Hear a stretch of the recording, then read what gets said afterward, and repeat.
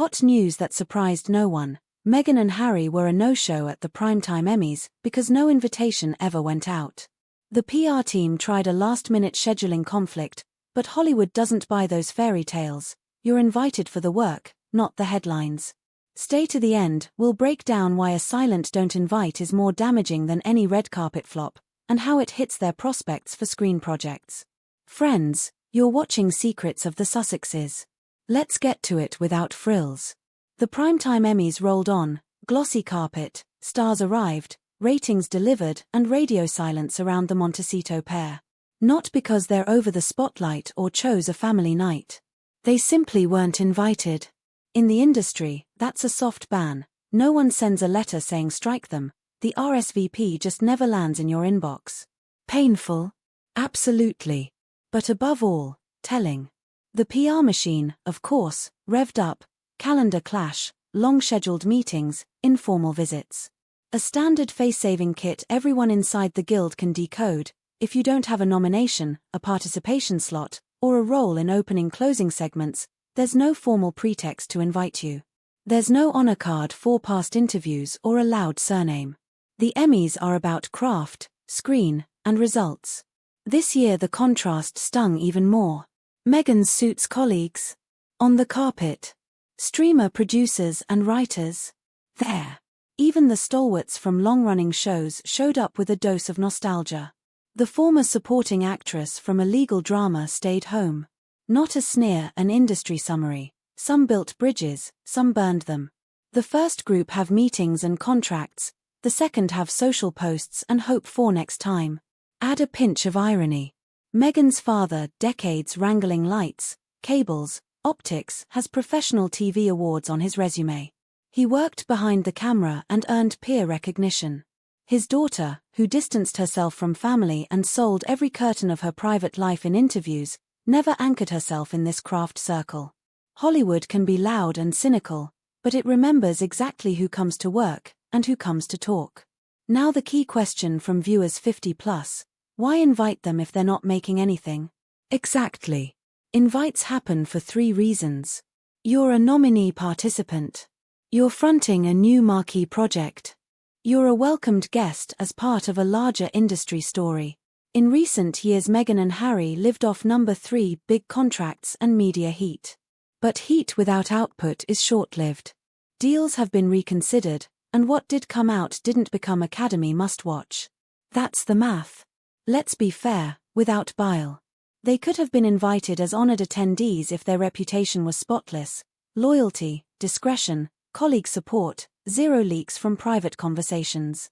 But with lawsuits against the press, a memoir, half hints about family, and docuseries where the personal is a plot device, producers' self-preservation kicks in.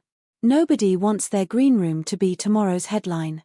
Hollywood likes drama on screen, not at the afterparty. One more detail mature audiences catch instantly: respect for the trade. On that carpet were actors who've carried one character for 15 years, costume, voice, gait, DPS whose frames you recognize from the first shot, composers whose 2 notes raise goosebumps. Respect is measured not by title in a bio, but by the quality of craft. That's why ceremony regulars with fewer followers but deep filmographies sit closer to the stage than the loudest influencers. Old rule, still in force. Bridge this to the couple's slate. When your house of deals is in order, invitations arrive on their own. You're in the current shoots, promo, stage. When projects stall, you start compensating with PR warm family toasts, mood playlists, rare back-of-head kid shots, whatever the press note claims, that's temporary noise. The Emmys don't respond to noise. Committees look at the screen, minutes watched, completion, reviews, reputation among peers. You can't fake that. To be fair, skipping the Emmys isn't a life sentence. It's a signal, homework not handed in. You can submit it later. But the tool matters. You can crank the volume again, more interviews, more personal hints, more pleas for sympathy.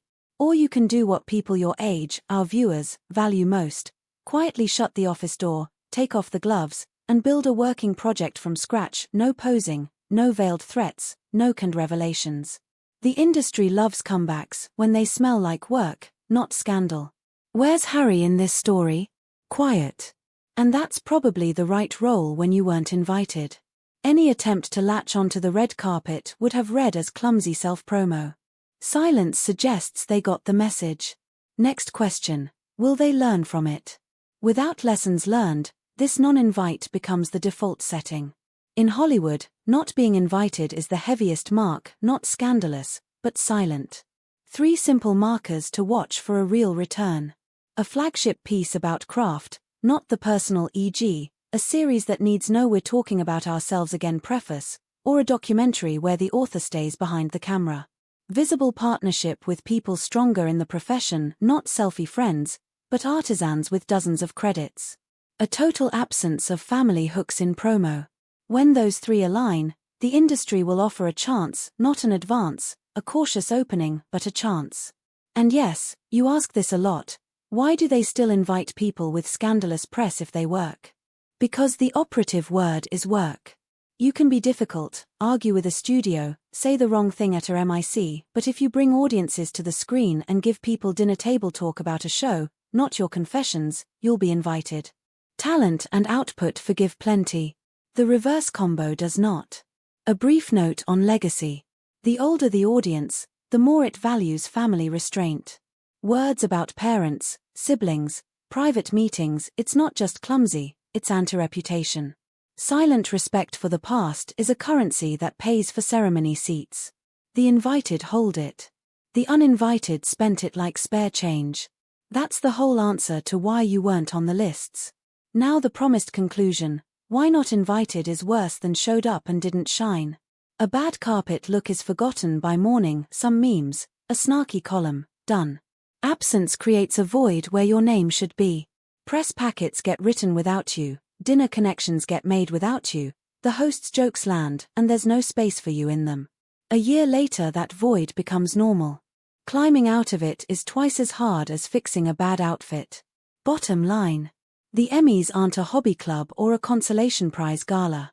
They're a professional audit where boxes are ticked by people who clock in at sound stages, not by publicists. No invite means no professional reason was found, and no one wanted the personal risk. Not a tragedy, a diagnosis. It's treated not with posts or rare kid clips, but with projects where the camera loves content, not a last name. If you made it this far, you're our people. Tell us. What would the pair need to put on screen to be invited for the work, not for the name? 1 honest bullet beats 10 loud slogans. Hit like so this breakdown reaches anyone still believing noise gets you in, and subscribe. Next up, how the industry's silent blacklist forms, and why you can get off it if you remember one truth. Work first, attention later.